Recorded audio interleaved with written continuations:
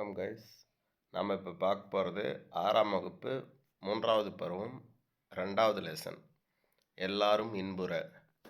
எல்லாரும் இன்புற.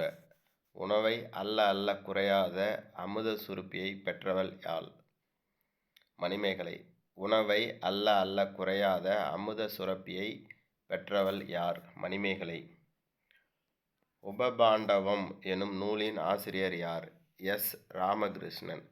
உபபாண்டவம் எனும் நூலின் ஆசிரியர் யார் அப்படின்னா எஸ். ராமகிருஷ்ணன். ஏவல் என்பதன் பொருள் தொண்டு. ஏவல் என்பதன் பொருள் தொண்டு. கதாவிலாசம் எனும் நூலின் ஆசிரியர் யார்? எஸ். ராமகிருஷ்ணன். கதாவிலாசம் எனும் நூலின் ஆசிரியர் யார்? எஸ். ராமகிருஷ்ணன்.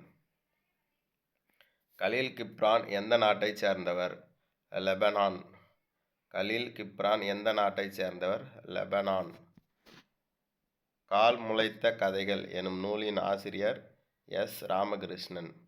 கால் முளைத்த கதைகள் எனும் நூலின் ஆசிரியர் எஸ். ராமகிருஷ்ணன். கூர் என்பதன் பொருள் மிகுதி. கூர் என்பதன் பொருள் மிகுதி. கோ என்பதன் பொருள் பசு. கோ என்பதன் பொருள் பசு.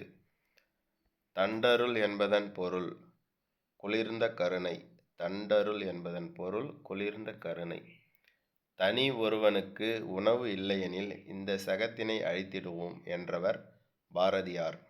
தனி ஒருவனுக்கு உணவு இல்லையெனில் இச்சகத்தினை அழித்திடுவோம் என்றவர் பாரதியார். தமிழ் மொழியின் உபநிடதம் என்று அழைக்கப்படுவது எது?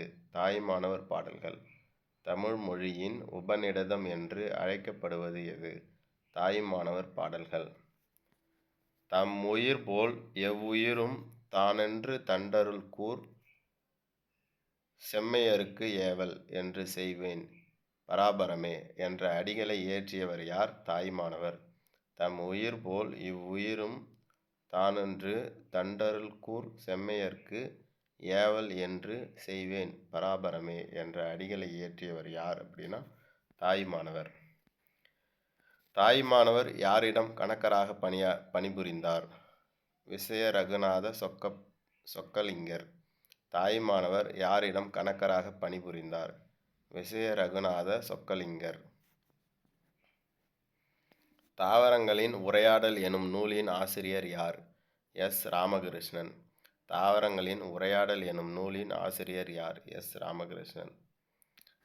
தீர்க்கதரசி எனும் நூலை மொழிபெயர்த்தவர் புவியரசு. தீர்க்கதரசி எனும் நூலை மொழிபெயர்த்தவர் புவியரசு. தேசாந்திரி எனும் நூலின் ஆசிரியர் யார்? எஸ். ராமகிருஷ்ணன். தேசாந்திரி எனும் நூலின் ஆசிரியர் யார்? எஸ். ராமகிருஷ்ணன். பராபரம் என்பதன் பொருள் மேலான பொருள். பராபரம் என்பதன் பொருள் மேலான பொருள். பறவை என்பது டேஷ் காரண பொதுப்பெயர். பறவை என்பது டேஷ் காரண பொதுப்பெயர். பெயர் சொற்கள் எத்தனை வகைப்படும்? 6. பெயர் சொற்கள் எத்தனை வகைப்படும்? 6. மணிமேகலை யாரிடம் முதலில் பிச்சையேற்றாள்? ஆதிரை. மணிமேகலை யாரிடம் முதலில் பிச்சையேற்றாள்? ஆதிரை. மரம் காடு என்பவை எதற்கு எடுத்துக்காட்டு ஆகும்? இடுகுறி பொதுப்பெயர். மரம் காடு என்பவை எதற்கு எடுத்துக்காட்டு ஆகும்? இடுகுறி பொதுப்பெயர். மா கருவேலங்காடு என்பவை எதற்கு எடுத்துக்காட்டு ஆகும்? இடுகுறி பொதுப்பெயர். மா கருவேலங்காடு என்பவை எதற்கு எடுத்துக்காட்டு ஆகும்? இடுகுறி பொதுப்பெயர். இருகுறி சிறப்பு பெயர்.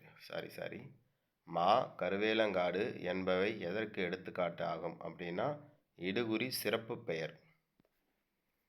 முகி என்பதன் பொருள் முகம். முகி என்பதன் பொருள் முகம். வளையல் மரங்கொத்தி என்பவை எதற்கு எடுத்துக்காட்டு ஆகும்? காரண சிறப்பு பெயர்.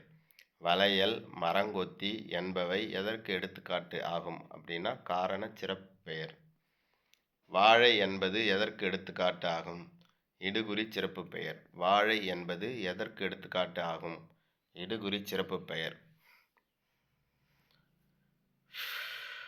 6ஆம் வகுப்பு 2வது பாடம் முடிஞ்சுது. அடுத்து 3வது பாடம் பார்க்கலாம். தேங்க்யூ.